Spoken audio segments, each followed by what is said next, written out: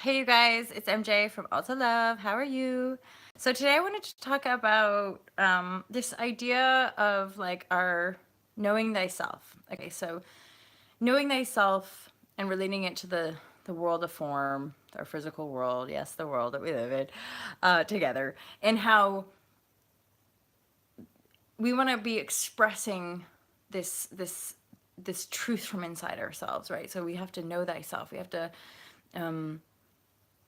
have the freedom and the permission, you could say, to explore the self in who we are as the individual aspect of consciousness, right? So, and really, that to me is like the most noble thing that we can do, because from my observation, just going around pointing fingers and telling everybody else what to do doesn't seem to be really that effective. So, to me, the greatest teachers or the most effective people in the world over the years and over our historical context are the revolutionary leaders to me. And those are people that led by example.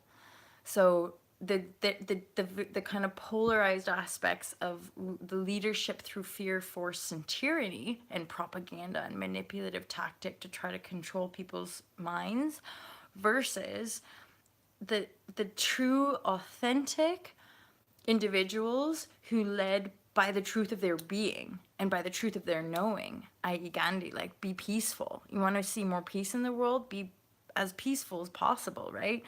And so, and this is kind of, well, this is coming off of various things, as these shares always do, but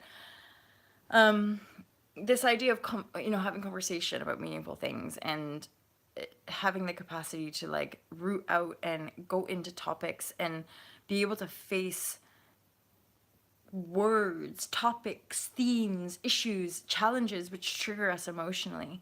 And beyond that, still being able to receive and open up and allow a conversation or a dialogue to take place, even when it makes us feel uncomfortable. And that's something I've observed in recycling my own life time and time again, are people that just don't want to go there. It's just that simple. Even at university, because I've always been a bit weird and out there with my thought process. Like, even at my second time round at university, when I was at LIPA, having chats about planets and the infinite universe, and like, at this recollection I'm having is just this other kid, this guy in my class, and having this chat, and he just like literally in a moment looked at me and was like, yeah, I don't like thinking about that. It's uncomfortable, as in it's too out there for some people, for their vessel, for their body to hold that, right? And so it doesn't make any one perspective right or wrong or good or bad. It's just different. And this is what I want to hone in on when it comes to the Fearless Life Guide, because lots of people had lots of different language, different ways of describing kind of the same stuff, the same teaching. And individual self responsibility is part of the key to our ability to pioneer a better world, because when we stop blaming and attacking everybody, we start to integrate, we start to become more authentic beings. Now, part of becoming an authentic being is when you're authentic, you can let other people be who they are. Even when people aren't necessarily being their true self, you can hold space and allow that being to be where they are, with all the shades, with the masks, with whatever ego protective force fields they're carrying or trying to hold on to, right? You can accept people as they are because your own individual essence is unshakable. Once you sort of lock into the truth of your knowing as the divine creator that you are, it other people's shape shifting around you doesn't necessarily trigger the same emotional responses it once did when you were under the veil, when you were still believing that you were a victim of circumstances and that everyone is out to get you, or the world is out to get you, or the world is a big bad scary place, like all the propaganda of the mainstream media would have us all believe. And then you break through those veils and you start living your life and you realize actually the world isn't a scary place, and actually, but then you start traversing these other fields, these other kind of subtle awarenesses about people, the masks and the manipulation and the shades, and like these elements of like lack of empathy and using people to get what we want and to get our needs fulfilled. And it's been another layer for me, this whole one cycle and then this whole other cycle. And like, witnessing and observing shades, and then allowing those shades to really penetrate the depth of my own being, to just purge, like literally just get rid of any blocks, any density that's going to hold me back from moving forward into this exponential dream phase, this exponential joyful radiance in dominion of my own energetic field, and in flow with the higher call, right? Which is the mish, which is just love, which is, hey, people, let's just love each other and be a bit nicer to each other, and then hopefully everything will be better. And it kind of is that simple. And yet it's amazing to me how our conditions hold us back. And even putting myself out on this platform, how the conditions of other people want to kind of keep holding us back. And it's amazing to me sometimes, like the arrogance that just comes through, as far as people thinking we all know each other, and thinking, people outright telling me what I'm thinking or what I'm doing or how I view them or what da da da, and I've barely even spoken to them, and it's amazing to me that we have all of these assumptions about ourselves in this reality. And I sort of just feel like any of our thoughts are not necessarily based in any truth, and that most of us are not really connected to the truth. And so we kind of keep spinning around in circles rather than just dropping in. And I share because I'm a lot happier than I was as a kid, as a teenager, as a 20-something. And it's been tough, but it does keep getting better on a broad level, and then in a very integral level. My intimate relationships are much healthier than they ever were before. But then, of course, it's all a reflection of the work I've done within myself. Being ripped apart by a group of people and then having to build yourself up again, and knowing that on some level you let this happen. You walked right into this, like knowing that I did that by choice. I walked right into these situations where I was going to be burned at the stake, or I was going to be put on trial, or I was going to whatever, right? And then witnessing it, feel the energy of it, purge the energy of it, own my own betrayal, own my own self-betrayal, own my own fucking denying the intuition for however long, making up excuses for people's behavior or poor behavior or whatever, right? And then now just being free and clear. And that is the reward. And then knowing that your life path is the whole. You are the whole, and you are the one. You are the only one, and you are the whole container of your own universe, of your own world. So your individuality through your authenticity, which means you know thyself. But then that self is really the reflector for all other beings in your reality. So it's like more beings being authentic can create more harmonic, more elevated harmonic frequencies in community, because those communities don't become like pack mentality. It's not community that still perpetuates separation. It's community from a broader field of unity on the planet. And so this, yeah, okay, I am idealistic, and yeah, I'm taking us quite out there and into a future potential manifestation. But I think it's important for us to be able to at least get ourselves to a point where we're honoring the shape shift. We're honoring that there are real radical changes that we want to see in the world. So let's have a conversation about change. And what's tricky is that with collective groups often is the most heightened, like,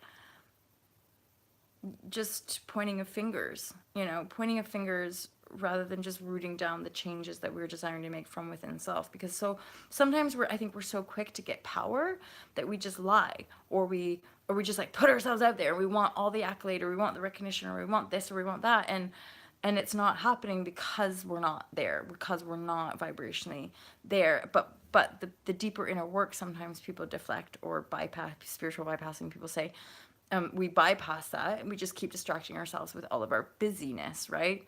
And I'm really happy to say, you guys, that at some point the busyness just isn't even a thing, because the fluidity of your life flows you into all of your needs, basically. Like, the fluidity of your life naturally takes you into rest mode, and then naturally takes you into like double hustle mode, and then naturally takes you into like productive worker bee mode. And then, but all of these modes are at one with your totality. So they're not like, I don't ever feel like stressed out, rah. It never ever gets like that anymore. There's subtleties. It's like, oh, I can feel this little thread of like, you're gonna be late, and then I'm like, no, I'm always at perfect timing, right? So it's like working with that, right?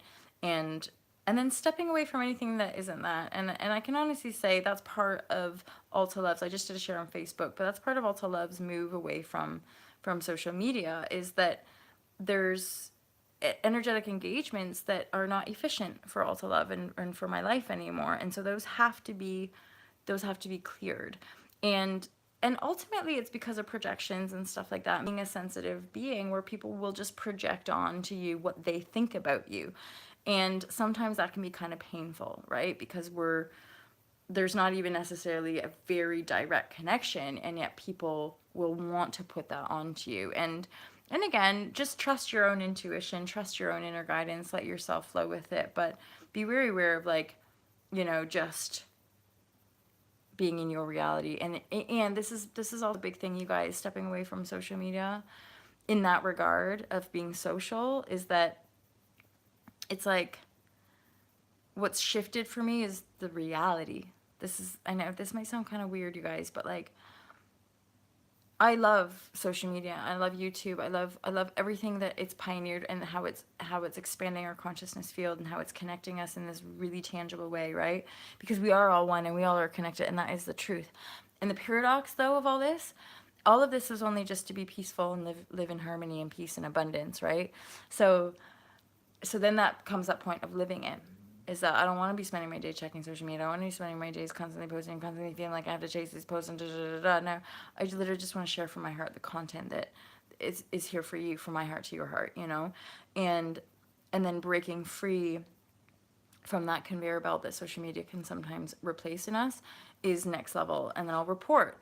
I will eventually be sharing edited videos with you guys on this transition, on how does it feel to drop into my real reality with my real people, not the social media world, but like the practical people. So my business partner and my bestie and my team and my mom and my new friends, and like, like I've told you guys this before, but I am naturally an introvert. I'm very kind of, have been my whole life, like just a few people that I feel really comfortable with. That's the inner circle, right?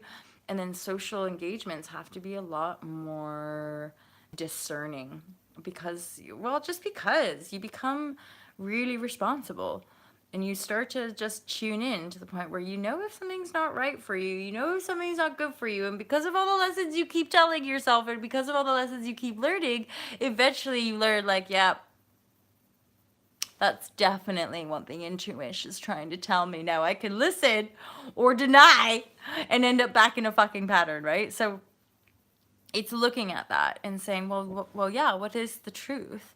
The truth is, like, you just want to be, why do we do any of this stuff? We just want to be happy with the people that we love, right? We just want more time with people we love. We just want more freedom, more travel, whatever are those desired experiences. That's the only reason why we're doing any of this means to an end stuff. So the flip is that, no, it's all in you. Get happy about who you are. Get totally in the flow and the oneness and the wholeness with who you are. And that's something I could say, you guys. Like, I had to deal with the heartbreak. I had to get to myself to this place of, like, I'm just totally whole and awesome and happy with who I am 100% in this moment. And that really the reflections coming into my reality are just whole people. They're just people who are also on their path, who are whole, who are following that. And then you reflect back that to each other and keep reflecting back that to each other. It's kind of simple. It just kind of breaks us out of chains. And the weird fucking paradox about this shit is, like, it's the breaking off the chains which makes us frightened. It's like, what do I do without them? What do I do when they're not wrapped around me? What do I do now that my body feels so light and so free and I don't have these chains weighing me down? That breaking free can be fucking frightening. And that's the idea of, we have these breakdowns so that we take them off, don't know who we are anymore, and then we have to break through. We have to rebuild the structure of who we are, because once we take the chains off, we're not exactly sure what that structure is. We're not exactly sure how to stabilize that structure. So that's kind of like where we're at.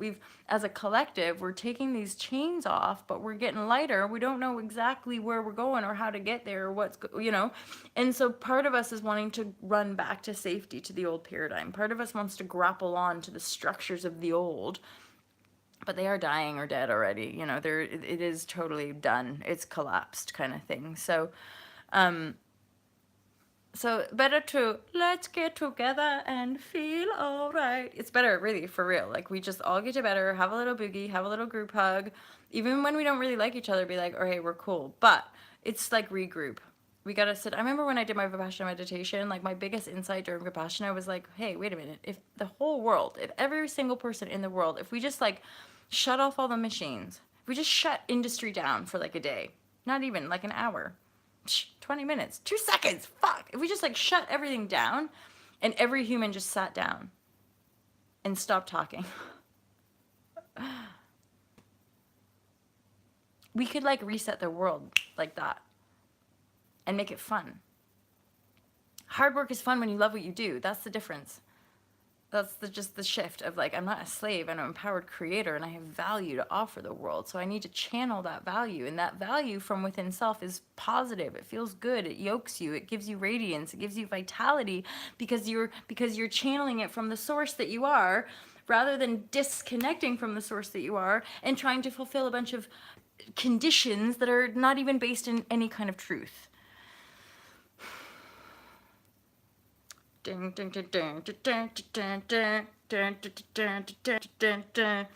juiced up, you guys. It's another glorious sunny day.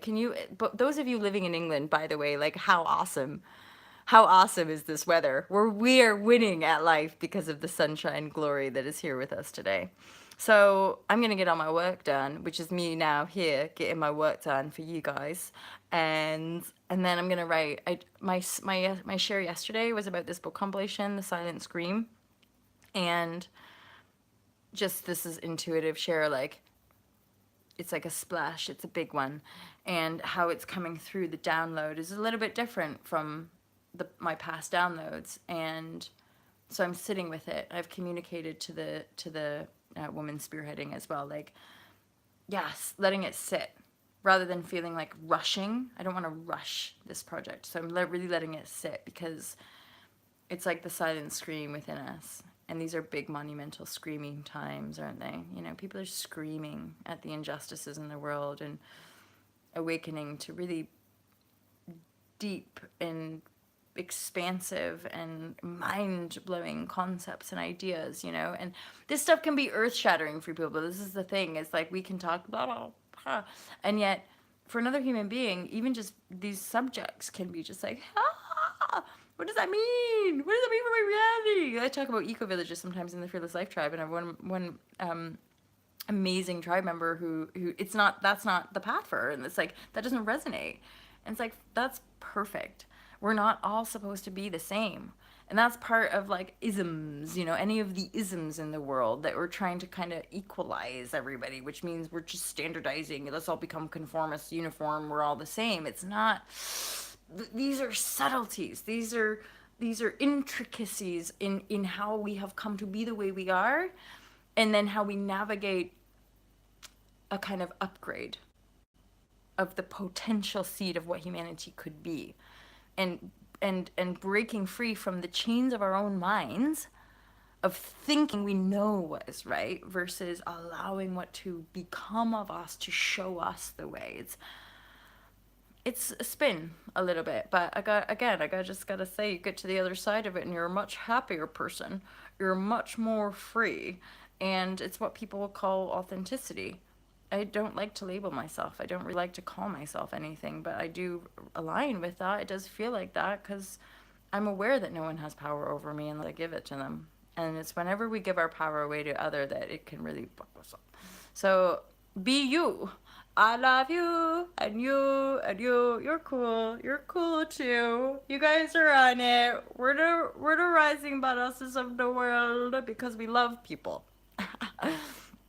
That's all. That's the only difference, is coming to a planet where you just love it and love the planet and love the humans here, and then you notice people doing mean stuff to each other and you're like, oh guys, that's, and then you realize that maybe at some point in your earthly existence you did bad shit too, and you're like, oh fuck. Karma is something that we all can connect to, which gives us deep humility and profound empathy for all, because we're all in this together, my friends, and we're all full spectrums of divinity, which is the lowest of the low, the highest of the high, and like you meet yourself somewhere in between this cosmic dance of polarity and contrast and light and dark, and it's just, I would say it's just this infinite cosmic dance. Let's enjoy it, guys. Let's party it up. Yeah. I love you guys. Have an awesome day, and just keep pursuing the truth of you, because that is really all there is. I love you guys. I'll speak to you real soon. Peace out, y'all.